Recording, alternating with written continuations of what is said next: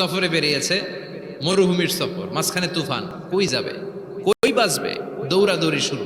দৌড়াতে দৌড়াতে এক পাহাড়ের গুহার ভেতরে আশ্রয় নিয়েছে। গুহা চিনেন তো? পাহাড়ের গুহা। আশ্রয় নেয়ার সাথে সাথেই বৃষ্টির পানির ঝাপটায় পাহাড়ের উপর থেকে বিশাল এক পাথর খণ্ড এসে পাহাড়ের গুহার মুখটা বন্ধ করে দিয়েছে। বন্ধ, অন্ধকার। এরা পড়ছে বিপদে, হায় হায় বাঁচার জন্য ঢুকলাম, এখন দিই মরণ। ঢুকছিল কি জন্য? এখন মরণ। বিশাল পাথরের খণ্ড এসে গুহার রাস্তাটা বন্ধ করে দিয়েছে। তিনজন গায়ের যত শক্তি ছিল ধাক্কায়ও পাথর সরাইতে পারে না। হায় হায়, অক্সিজেন ভিতরে যা আছে আধা ঘন্টা শেষ হয়ে যাবে। কি করে বাঁচবো? বাঁচার উপায় নাই। চিল্লা ফাল্লা শুরু হয়ে গেল, কান্নাকাটি শুরু। একজন বলে, তোমাদের জীবনে কার কি ন্যাক আমল আছে, যেই ন্যাক আমলটা আল্লাহর ভয়ে করছিল ওইটার ওসিলা দিয়ে দোয়া করে দেখো কিছু হয় কিনা। সুবহানাল্লাহ কোন? এটাই উপায়। একজন হাঁটু গেড়ে চোখের পানি ছাড়া শুরু করছে আর দোয়া শুরু করছে, আল্লাহ আল্লাহুম্মা কানাত লি আবাওয়ান শাইখান কাবীরা। আল্লাহ, আমার বাবা মা ছিল বৃদ্ধ বৃদ্ধা, আমি পেশায় রাখাল, সারাদিন ছাগল চড়িয়ে রাত্রিবেলা দুধ আনতাম, সবার আগে আব্বা আম্মারে দিতাম, এরপরে আমার ছেলে মেয়ে, এরপরে স্ত্রী।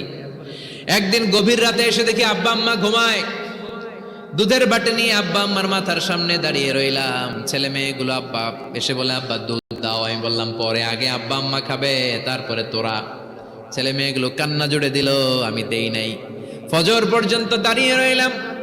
ফজরের আগ দিয়ে আব্বা আম্মা ঘুম থেকে উঠে দেখে তো আমার অবাক, কিরে বাবা দাঁড়িয়ে কেন?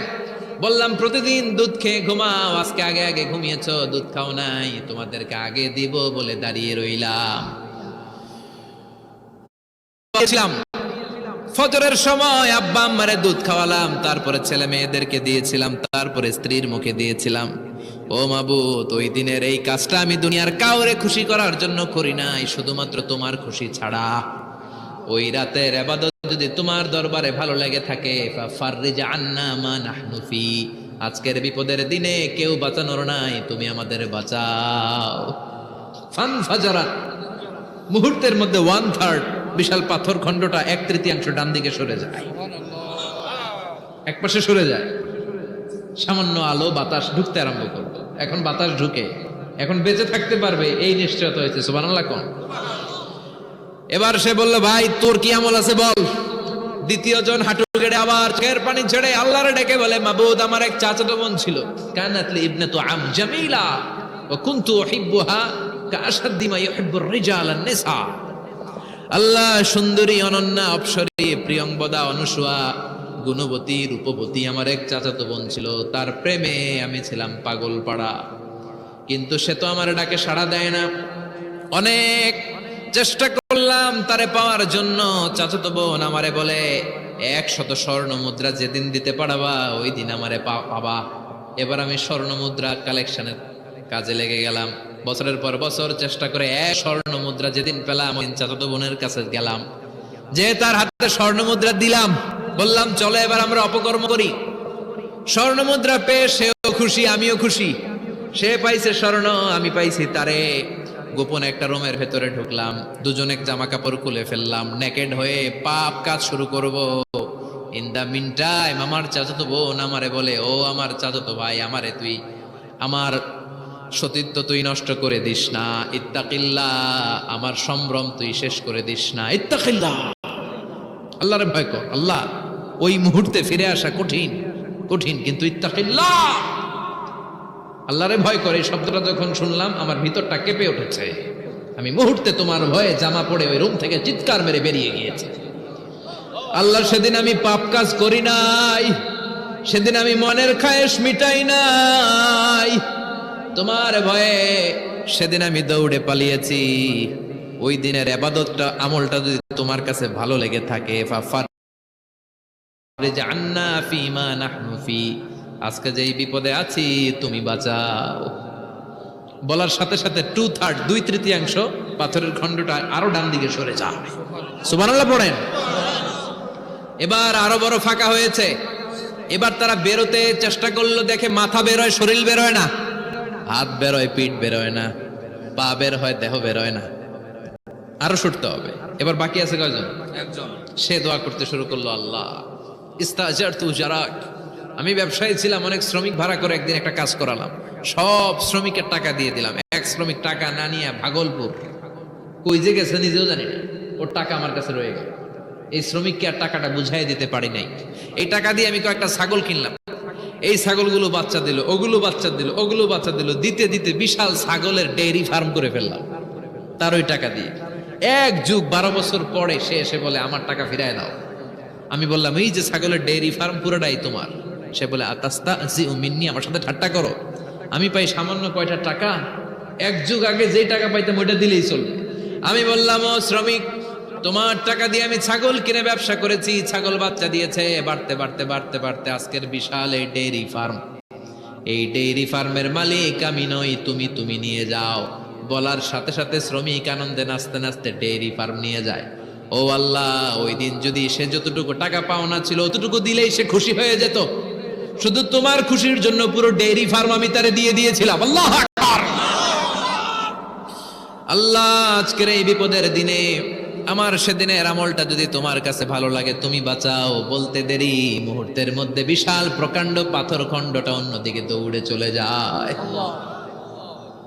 পাহাড়ের গুহা ওপেন, পাথর খণ্ড নাই।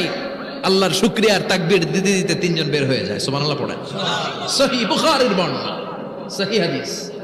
নিজের এমন কোন নেক আমল যদি থাকে যে আমলটা শুধু আল্লাহর জন্য করেছিলাম, ওই নেক আমলের ওসিলা দিয়ে দোয়া করলে দোয়া কবুল করবে কে? করতে রাজি আছেন তো? এরকম অনেক শুনবেন ক্যান্সারে আক্রান্ত, দুরারোগ্য ব্যাধি, বাংলাদেশের চিকিৎসা শেষ, ইন্ডিয়া গেছে, কয় বাঁচবো 3 মাস। কয় মাস? এরপরে 7 বছর বাইসেছিল। কেমনে বাঁচল? কেমনে? দোয়া। দোয়ার পাওয়ার আছে না নাই? তবে দোয়াটা দোয়ার মতো হতে হবে। সিনসিয়ার দোয়া ইজ লাইক এ মিসাইল। একনিষ্ঠ দোয়া এটা মিসাইলের মতো। মিসাইল হামলা করলে ইঞ্চি ইঞ্চি যেখানে মিসাইল বোমাটা পড়ার কথা ঠিক ওখানে পড়বে। ড্রোন হামলা করলে ঠিক ওখানে, ব্যালিস্টিক ক্ষেপণাস্ত্র নিক্ষেপ করলে লক্ষ্য বস্তু যেমনি ভিত করে, তেমনি দোয়ার মতো দোয়া করলে মুহূর্তেই দোয়া কবুল হয়ে যায়। আমরা দোয়ার মতো দোয়া করতে জানি না, কেমন করে দোয়া করতে হয় আমাদের জানা নাই, এজন্য দোয়াও কবুল হয় না। চিল্লায় কোন ঠিক কিনা? কিন্তু আল্লাহ ওয়াদা দিয়েছেন, উজিবু দাওয়াতাদ দাঈ ইযা, আমার বান্দা দোয়া করলে আমি দোয়া কবুল করি। আমার বান্দা চাওয়া মাত্রই আমি কবুল করে নেই। সুবহানাল্লাহ পড়ে। যত দোয়া আপনি করেছেন সব কবুল, সব, অল অফ ইউর দোয়াজ আর অ্যাকসেপ্টেড। সব কবুল হয়েছে আল্লাহর কসম। অনেকে বলবে হুজুর এটা আবার কি কইলেন, এতক্ষণ তো ভালোই কইতেছিলেন। সব দোয়া আবার কবুল হয় কেমনে? আমি তো জীবনে কত কিছু চাইলাম, কত কিছুই তো পাই নাই। আছে না এরকম? অনেকে অনেক পেরেশান, আফসোস করে হুজুর চাইলাম আল্লাহ দিল না। 4টা মাইয়া, এবার কাবা ধইরা চাই আইছি পোলার কথা, এটাও হয়েছে মাইয়া। আছে না নাই? 5টা ছেলে হয়েছে, মেয়ের জন্য বুকটা হাহাকার। হজে যে আরাফাতের ময়দানে চেয়ে আসলাম, এইবারও হয়েছে আর একটা পোলা। আছে না নাই? কত কিছু চাইলাম, পাইলাম না, হুজুর দিল না আল্লাহ। বলে না আপনার সব দোয়া কবুল, তবে কবুল হওয়ার 3টা সিস্টেম আছে। কয়টা? 3টা। চান্দোলার ভাইয়েরা মনে থাকবে? কয়টা? 3টা। আপনি যত দোয়া করছেন সব কবুল, কারণ আল্লাহর কাছে কিছু চাইলে আল্লাহ ফিরায় দিতে জানে না। আল্লাহ জানেই না কেমনে ফিরায় দিতে হয়। সুবহানাল্লাহ কোন? চাওয়া মাত্রই আল্লাহ বলে অ্যাকসেপ্টেড, যা কবুল, দিব দিব না এটা বলতে জানে না। চাওয়া মাত্রই বলে দিব। 3 সিস্টেম। নাম্বার 1, আপনি আল্লাহর কাছে দোয়া করলেন, চাইলেন, আল্লাহ বলে দিব, বলেই তিনি দিয়ে দেন আর আপনি খুশি হয়ে যান, পেয়ে গেলেন। নাম্বার 2, আপনি আল্লাহর কাছে দোয়া করলেন, চাইলেন, তখনও আল্লাহ বলে দিব, তবে এখন না, সবুর, একটু পরে দিব। কখন দিলে আমার জন্য ভালো, আমার চেয়েও ভালো জানে কে? আল্লাহ, পরে দিবে। নাম্বার 3, চাইলেন, দোয়া করলেন, আল্লাহ তখনও বলে দেব, তবে এখনো না, পরেও না, কিয়ামতের দিন যেদিন বিপদে পড়বে ওই দিন দেব। যেদিন তোর বাবা তোরে চিনবে না, তোর মা তোরে চিনবে না, বন্ধু বন্ধুরে চিনবে না, পীর সাহেব মুরিদরে চিনবে না, মুরিদ পীর সাহেবরে চিনবে না, ইমাম সাহেব মুসল্লিরে চিনবে না, মুসল্লি ইমাম সাহেবরে চিনবে না, কেউ কাউরে চিনবে না। ওই কঠিন দিনে তোরে আমি বাঁচাইয়া দেব। তাইলে দোয়া যা করছেন ছোটবেলা থেকে আজকে পর্যন্ত, লস হয়েছে না লাভ? লস না লাভ? প্রতিদিন শতবার তাওবা ইস্তেগফার পড়তে রাজি আছেন? আল্লাহর জিকির করতে রাজি আছেন তো? আর বেশি বেশি দোয়া করতে রাজি আছেন? সবাই সবার জন্য দোয়া করবো, রাজি আছেন তো? আল্লাহ আমাদের সবাইকে কথাগুলো বুঝার আমল করার তৌফিক দান করুক। আমরা পড়ি আমিন।